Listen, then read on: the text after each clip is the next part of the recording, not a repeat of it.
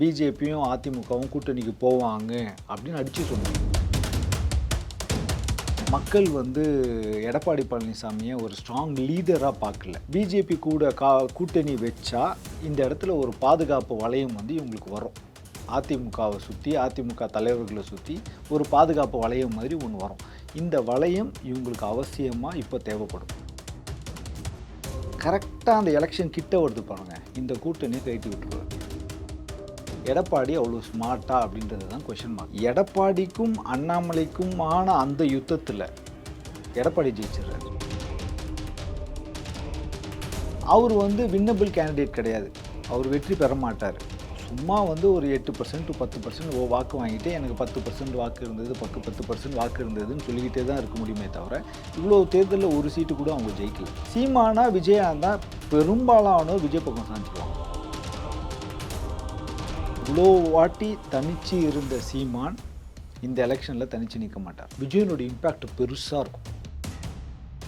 ரெண்டாவதாக போட்டியிடுறவங்களுக்கு ஒரு மிகப்பெரிய சவாலாக விஜய் நிற்பார்.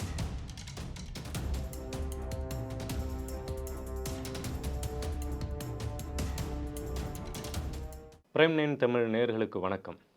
அதிமுக பாஜக கூட்டணி, எடப்பாடியார் கொடுத்த விருந்து. கூட்டணிக்கு அழைத்தாலும் நான் செல்ல மாட்டேன், தனியாகத்தான் போட்டியிடுவேன்னு சீமான் அறிவிப்பு. இப்படி பல்வேறு விதமான விஷயங்களை இன்றைக்கு கலந்துரையாட இருக்கிறோம்.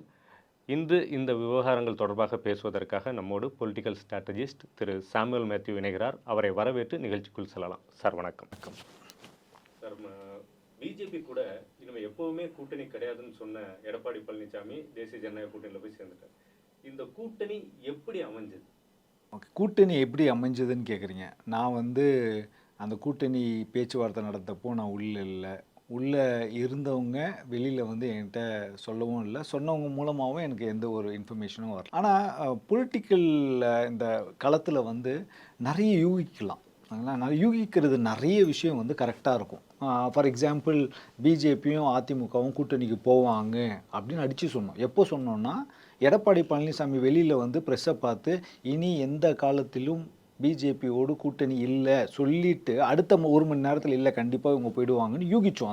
அந்த சமயத்தில் அது கரெக்டாக இருக்கும். பொலிட்டிக்கல் அரசியலில் மட்டும் இந்த யூகங்கள் நிறைய சமயத்தில் கரெக்டாகிடும். எனக்கு இப்போ நான் ஒரு கற்பனையான ஒரு விஷயம் இப்படி பார்க்குறேன். ஏடிஎம்கே ஒரு 5 வருஷமாக பவரில், 4 வருஷமாக பவரில் இல்லை. பெரிய பிரச்சனை, ஒரு ஸ்ட்ராங்கான லீடர்ஷிப் இல்லை. மக்கள் எடப்பாடி பழனிசாமியை ஒரு ஸ்ட்ராங் லீடராக பார்க்கல. இப்படியெல்லாம் இருக்கிறப்போ இவங்களுக்கு அடுத்த ஒரு வருஷம் ரொம்ப ரொம்ப கிரிட்டிக்கலான ஒரு வருஷம். இந்த அடுத்த ஒரு வருஷம் பெரிய டேமேஜ் இல்லாமல் இவங்களை பாதுகாக்க வேண்டிய அவசியம் இவங்களுக்கு இருக்குது. அப்போது நான் பெருசாக டேமேஜ் ஆகக்கூடாது அப்படின்னா ஏடிஎம்கே பிஜேபி கூட கூட்டணி வச்சா இந்த இடத்துல ஒரு பாதுகாப்பு வளையம் இவங்களுக்கு வரும். அதிமுகவை சுற்றி, அதிமுக தலைவர்களை சுற்றி ஒரு பாதுகாப்பு வளையம் மாதிரி ஒன்று வரும். இந்த வளையம் இவங்களுக்கு அவசியமாக இப்போ தேவைப்படும் அடுத்த ஒரு வருஷத்துக்கு. ஆனால் நான் இப்படி யோசிக்கிறேன், எடப்பாடி பழனிசாமி ரொம்ப ஸ்மார்ட்டான ஒரு ஆள், ஸ்மார்ட்டான ஒரு தலைவராக இருந்தால் எடப்பாடி பழனிசாமி என்ன பண்ணுவார்னா, இந்த கூட்டணி இப்போ அமைச்சுப்பார். அடுத்த 11 மாதத்துக்கு அந்த தேவையான பாதுகாப்பை, அந்த தேவையான டேமேஜ் ஆகாமல் இருக்கிற விஷயத்தை பாதுகாத்துப்பார். கரெக்டாக அந்த எலெக்ஷன் கிட்ட வருது பாருங்க, இந்த கூட்டணியை கைட்டி விட்டுருவார். பிஜேபி வேண்டாம், எங்களுக்கு இட ஒதுக்கீட்டில் பிரச்சனையாக இருக்குது. போன வாட்டி நாங்கள் 20 சீட்டு தான் கொடுத்தோம், இந்த வாட்டி அவங்க 50 சீட்டு கேட்குறாங்க, அதை தரவே முடியாது. அவங்க தமிழ்நாட்டில் ஸ்ட்ராங்காகவே இல்லை, அவங்க எங்களை அவங்களுடைய அதிகாரத்தை எங்கள் மீது திணிக்க பார்க்குறாங்க. இப்படியெல்லாம் சொல்லி பிஜேபி கூட்டணியிலிருந்து அவர் விலகிட்டார்னா தமிழ்நாட்டில் ஒரு பெரிய சிம்பத்தி ஓட்டை கிரியேட் பண்ணுவதற்கான வாய்ப்பு இருக்குது. ஏற்கனவே ஆன்டி பிஜேபி சென்டிமெண்ட் ஒன்று ஒர்க் அவுட் ஆகும். ப்ளஸ் அதோடு சேர்த்து இந்த சிம்பத்தி ஓட்டம் வர்றப்போ எடப்பாடி அதிமுக ஒரு ஸ்ட்ராங்கான ஒரு பொசிஷனில் நிற்கும். ஆனால் எடப்பாடி அவ்வளோ ஸ்மார்ட்டா அப்படின்றது தான் கொஷின் மார்க். அதிமுகவுக்கு பலமாக தான் இருக்கும் கூட்டணி விட்டு பிரிஞ்சு வந்தால் 2 விஷயத்தில் ஒரே கல்லில் 2 மாங்காய். 11 மாதம் பாதுகாப்பாக இருந்துருவாங்க, பெரிய ரெய்டு எதுவுமே இல்லாமல் 11 மாதம் பாதுகாப்பாக இருந்துருவாங்க. எலெக்ஷன் கிட்ட வந்துடும். எலெக்ஷன் கிட்ட வந்துட்ட பிறகு பிஜேபி கோவப்பட்டு என்னையா ஏமாத்திட்ட அப்படின்னு சொல்லி ஒரு 10 ரெய்டு அமிச்சா கூட அந்த ரெய்டு எல்லாம் இவங்களுக்கு சிம்பத்தியாக மாறிடும். மக்கள்லாம் வந்து பாரு என்ன பண்ணுறாங்க பாரு அப்படின்னு சொல்லி ஏற்கனவே பிஜேபி மேலே இருக்கிற ஒரு எதிர்ப்பு ப்ளஸ் இவங்க மேலே இருக்கிற ஒரு அனுதாபம் ப்ளஸ் செம்ம ஸ்மார்ட்டான ஆளாக செம்ம ஸ்மார்ட்டாக விளையாட்டாரு எடப்பாடி அப்படின்னு ஒரு விஷயம் வந்து உள்ளே வந்து இறங்கும். கேள்வி என்னென்னா எடப்பாடி அந்த அளவுக்கு ஸ்மார்ட்டா இல்லை ரொம்ப வீக்காக போய் அந்த இடத்துல போய் சரண்டர் ஆகிட்டாரா, வெளியவே வரமாட்டாரா அப்படின்றது தான் இந்த இடத்துல இருக்கிற மிகப்பெரிய கேள்வி. நான் சில அதிமுக நிர்வாகிகிட்டலாம் பேசுகிறப்போ கூட அவங்களும் வந்து இல்லைங்க இது வந்து கூட்டு எலெக்ஷன் வரைக்கும் போகாதுன்னு நினைக்கிறேங்க. அப்படி நீங்கள் சொல்கிற மாதிரி தான் இருக்கும், எலெக்ஷன் வரைக்கும் போகாது, அதுக்கு முன்னாடியே வந்து இது முடிஞ்சிடும், ஏன்னா போச்சுன்னா எங்களுடைய ரொம்ப மோசமாகிடும், இது எல்லாருக்கும் தெரியும். ஸோ இது வந்து ஒரு தற்காலிகமான ஒரு ஒரு முயற்சியாக தான் அவங்க நிறைய பேர் எதிர்பார்க்குறாங்க. ஆனால் உண்மையாக என்னன்னு தெரியாது. ஒருவேளை இது கடைசி வரைக்கும் எலெக்ஷன் வரைக்கும் போகக்கூடிய ஒரு கூட்டணியாக கூட இருக்கலாம். நான் வந்து இது ஒரு கற்பனையாக தான் சொல்கிறேன். நீங்கள் சொன்ன மாதிரி நிறைய அமைச்சர்கள் தேவையான அளவுக்கு பிஜேபியை திட்டி முடிச்சுட்டாங்க. தேவையில்லாத சுமை பிஜேபி இருந்ததுனால தான் தோற்றோம். இன்னொரு விஷயம் நீங்கள் இப்போ சொன்னதில் கட்சியை கட்டமைச்சு வச்சிருக்கணும், பாதுகாப்பாக வச்சிருக்கணுங்கிற தேவையும் எடப்பாடிக்கு இருக்கு. இந்த சூழ்நிலையில் நேற்று நடந்த விருந்தில் கட்சியின் மூத்த உறுப்பினர் முன்னாள் அமைச்சர் செங்கோட்டையன் கலந்துக்கல. எடப்பாடியோடைய அந்த விருந்தில் செங்கோட்டையன் கலந்துக்கல. அதுக்கு அப்பாவுடைய மரணத்தை ஒரு காரணமாக சொல்றாரு. அது மட்டுமே காரணமாக இருக்க முடியுமா? இல்லை, செங்கோட்டையன் விஷயத்தில் அகெயின் இன்னொரு யூகம் தான் இதுவும் ஒரு கற்பனை தான். செங்கோட்டையன் வந்து ஒரு 2-3 மாதமாக ஒரு அதிருப்தி மாதிரி ஒரு விஷயம் தனியாக ஒரு இது நான் எப்படி அதை பார்க்குறேன்னா, ஒருவேளை அண்ணாமலை சைட்லேருந்து இல்லை எங்களுக்கு வந்து எடப்பாடியை வந்து எங்களுக்கு தலைவராக ஏற்றுக்க முடியவே முடியாது, நாங்கள் கூட்டணி அமைக்கிறோன்னா எடப்பாடியை நாங்கள் வந்து தலைவராக ஏற்றுக்க மாட்டோம், இந்த கூட்டணி தலைவராக ஏற்றுக்காது. அப்படி எடப்பாடியை ஏற்றுக்காத பட்சத்தில் அதிமுகவில் நாங்கள் ஏற்றுக்கக்கூடிய ஒரு தலைவர்னால் அது நீங்கள் தான், செங்கோட்டையன் தான் அப்படின்னு செங்கோட்டையன் கிட்ட ஒரு ஆசை வார்த்தையை சொல்லியிருக்கலாம். செங்கோட்டையன் அதை நம்பியிருக்கலாம். நம்பி செங்கோட்டையன் நானும் ஒரு தலைவர் தான் அப்படின்ற ஒரு அந்த கெத்தில் சில விஷயங்களை பண்ணிக்கிட்டு இருந்தார். தனியாக போகிறது, தனியாக பேசுகிறது, தனியாக போய் அங்கே நிர்மலா சீதாராமனை சந்திக்கிறது, இந்த மாதிரி சில விஷயங்கள்லாம் பண்ணிக்கிட்டு இருந்தார். ஆனால் எடப்பாடிக்கும் அண்ணாமலைக்குமான அந்த யுத்தத்தில் எடப்பாடி ஜெயிச்சிடுறார். அமித்ஷா வந்து எடப்பாடி தான் கூட்டணியோட தலைவர், எடப்பாடி தான் சிஎம் கேண்டிடேட்டு, அண்ணாமலை மாநில தலைவராக கூட இல்லை, அண்ணாமலையை எடுத்துட்டோம், அண்ணாமலை வந்து இப்போ தேசிய அரசியலில் செயல்படுவார், அதாவது தமிழ்நாட்டு அரசியலில் செயல்பட மாட்டாருன்றது இன்டைரக்டாக சொல்லிவிட்டு அந்த யுத்தத்தில் வந்து எடப்பாடி ஜெயிச்சிடுறார். இப்போ தான் செங்கோட்டையனுக்கு புரியுது, ஆஹா இவ்வளோ நேரம் நம்மக்கிட்ட சொன்னது வந்து சும்மா கட்டுக்கதை, அது நடக்கலை, இப்போது நான் திரும்பவும் பழைய முறைக்கு வந்துடணும், பழைய இடத்துக்கு வந்துடணும்னு சொல்லி தான் ஒரு வாரத்துக்கு முன்னாடி நடந்த ஒரு நிகழ்ச்சியில் செங்கோட்டையன் பேசுகிறப்போ ஜெயலலிதா எப்படியோ எம்ஜிஆர் எப்படியோ அதே போல் எடப்பாடியும் ஒரு கட்சியை வந்து ஒரு சூப்பராக நடத்திக்கிட்டு இருக்காரு அப்படின்ற ஒரு விஷயத்த சொன்னார். அது அதோடு முடிஞ்சிடுச்சுன்னு நினச்சிக்கிட்டு இருக்கிறப்போ நேற்று இப்படி ஒரு சம்பவம் நடக்குது. இதை வந்து எப்படி பார்க்குறதுன்னு தெரியல. ஒருவேளை செங்கோட்டையனுக்கு இன்னும் அந்த மாதிரி ஒரு எண்ணம் இருக்கோ, செங்கோட்டையன்கிட்ட இன்னும் யாராவது இல்லைங்க உங்களுக்கு ஒரு வாய்ப்பு இருக்குங்க அப்படின்னு சொல்லியிருப்பாங்களோ, இல்லை உண்மையாலேயே ஏதாவது ஒரு பர்சனல் விஷயமா இருக்குமோன்னு தெரியாது. ஏன்னா ஒருவேளை அதிமுகவும் பிஜேபியும் இணைஞ்சு எலெக்ஷனை சந்திக்கிறாங்கன்னு வச்சுக்கோங்க, ஒருவேளை பிஜேபி கேட்குற அந்த பெரிய இடத்த அதிமுக கொடுத்துடுறாங்கன்னு வச்சுக்கோங்க, ஒருவேளை இந்த கூட்டணி வெற்றி பெறுதுன்னு வச்சுக்கோங்க, அதாவது அதிமுகவை விட பிஜேபி அதிக சீட்டு வாங்கணும்னு கூட அவசியம் கிடையாது. அதிமுக ஒரு 60-70 சீட்டு எடுத்து பாஜக ஒரு 40-50 சீட்டு எடுத்திருந்தா கூட பாஜக வந்து நாங்கள் தான் முதலமைச்சர் வேட்பாளர்னு சொல்லிடுவாங்க. இல்லைன்னா நிறைய மாநிலங்களில் நடந்திருக்கு. இல்லைன்னா பாஜக எடப்பாடி நீங்கள் இருக்க முடியாது, வேறு யாராவது காட்டுங்க அப்படின்னு சொல்கிற அளவுக்கு வந்துடலாம். ஸோ இந்த மாதிரி சில காம்பினேஷன்ஸ்லாம் வர வாய்ப்பு இருக்கிறதால செங்கோட்டையன் வந்து பழையபடி கட்சியில் ஒரு நிர்வாகியாக மட்டும் இருக்க போகிறாரா, இல்லை நானும் தலைவருக்கான ஒரு ஆல்டர்னேட்டிவ், ஓகே தலைவர் என்ற இடத்திற்கு நானும் தகுதியானவன், நானும் அதுக்கு போட்டியானவன் அப்படின்ற மாதிரி ஒரு விஷயத்தை வந்து முன்னெடுத்துக்கிட்டே இருப்பாரா அப்படின்றத நம்ம பொறுத்து தான் பார்க்கணும். ஸோ அடுத்தபடியாக சில மூத்த பத்திரிகையாளர்கள்லாம் சொல்லியிருந்த விஷயம், பாஜக அதிமுக கூட்டணியோட நாம் தமிழர் கட்சியும் சேரும், இவங்க 3 பேர் சேர்ந்து தேர்தலை எதிர்கொள்வாங்க அப்படின்னு அரசியல் விமர்சகர்களும் பத்திரிகையாளரும் சொல்லியிருந்தாங்க. இப்போ இப்போ சீமான் வந்து என்ன சொல்றாருன்னா, ஓபிஎஸ் வந்து பேசினார் கூட்டணிக்காக. நான் முற்றிலுமாக மறுத்து விட்டேன் அப்படின்னு சொல்றாரு. இந்த சீமானுடைய இந்த பதில் எப்படி பார்க்குறீங்க? ஓகே. நான் எப்படி பார்க்குறேன்னா, இதுவரைக்கும் சீமான் பண்ண சரியான மூவ்ல ஒரு முக்கியமான மூவ் வந்து ஒரு தனிச்சு போட்டியிட்டது. ஆனா, இனிமேல் சீமான் வந்து அந்த மூவ் பண்ணார்னா, அந்த மூவ் வந்து அவருக்கு வந்து ஒர்க் அவுட் ஆகாது. 2 காரணம். 1, அவர் வந்து வின்னபிள் கேண்டிடேட் கிடையாது. அவர் வெற்றி பெற மாட்டார்.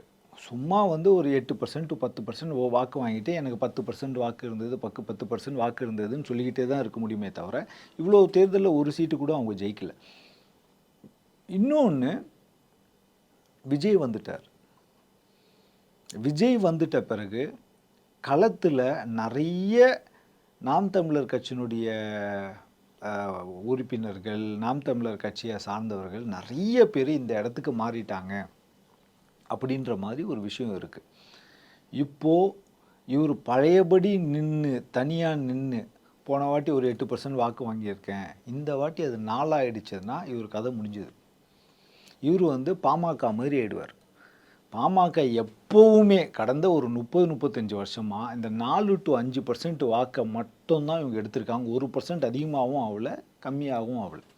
4% to 5% தான் பாமகவுடைய வாக்கு சதவீதம். இதை விட இவங்க மேலே வரதுக்கு வாய்ப்பே கிடையாது, வந்ததும் கிடையாது. 30 வருஷமாக வளராது, இனிமேல் எப்படி வளரப்போகுது? பாமக எல்லா தேர்தலையும் கூட்டணியில தான் போட்டிட்டு இருக்காங்க. அப்படி இட்டா கூட அவங்களோட வாக்கு சதவீதம் இதுக்குள்ளே தான் வரும், 4 to 5%க்குள்ளே தான் வரும். இப்போது இவர் ஏறிட்டு இறங்கிட்டார்னா தேமுதிக மாரி ஆயிடுவார்.